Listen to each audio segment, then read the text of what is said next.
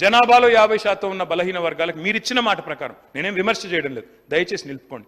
మా ప్రభాకర్ గారు నిన్న, అదేవిధంగా మా శ్రీధర్ బాబు గారు, మా ఉమ్మడి కరీంనగర్ జిల్లా మంత్రుల అధ్యక్ష, వారిని నిన్న కలిసిన నేను, వారు నన్ను పిలిచారు, వారే అడిగినారు మరి సిరిసిల్లలో ఏం చేద్దాం అని అడిగారు అధ్యక్ష. నేను వారిని కోరుతా ఉన్నా అధ్యక్ష, నేనేదో రాజకీయ ప్రసంగం చేయడానికి రాలేదు అధ్యక్ష. అధ్యక్ష ఇక్కడ నేను వారికి లిస్టు కూడా పంపుతా ఉన్నా. ఈరోజు సిరిసిల్లలో ఇప్పటి వరకు అధ్యక్ష మొత్తం రాష్ట్రంలో, సిరిసిల్లలో కాకుండా రాష్ట్రంలో ఇప్పటి వరకు ఈ ప్రభుత్వం వచ్చిన తర్వాత 14 మంది నేత కార్మికులు ఆత్మహత్యలు చేసుకున్నారు. నేను మనస్ఫూర్తిగా వేడుకుంటున్న ప్రభుత్వాన్ని, దయచేసి రిక్వెస్ట్ చేస్తా ఉన్నా, వారిని కోరుతా ఉన్నా, కునారిల్లిన కుల వృత్తులకు జవసత్వాలు నింపే ప్రయత్నం మేము చేసినాం, మా శాయశక్తిలో చేసినాం. మేము బాగా చేయకపోతే ఇక్కడ పంపిణీ కావచ్చు. కాబట్టి నేనేమంటున్నా అంటే దయచేసి మంచి కార్యక్రమాలకు మంగళం పాడకండి, మంచి పనులు ఏమైనా ఉంటే కొనసాగించండి, వాటిని దయచేసి కేవలం మీ నియోజకవర్గమనో మీరు తెచ్చిన పథకమనో వాటిని పక్కకు పెట్టకండి. ఇవాళ సాంచాల సప్పులు బంద్ అయ్యే పరిస్థితి వచ్చింది, మగ్గం మీద మళ్ళొక్కసారి మరణ మృదంగం మోదే పరిస్థితి మళ్ళీ వచ్చింది.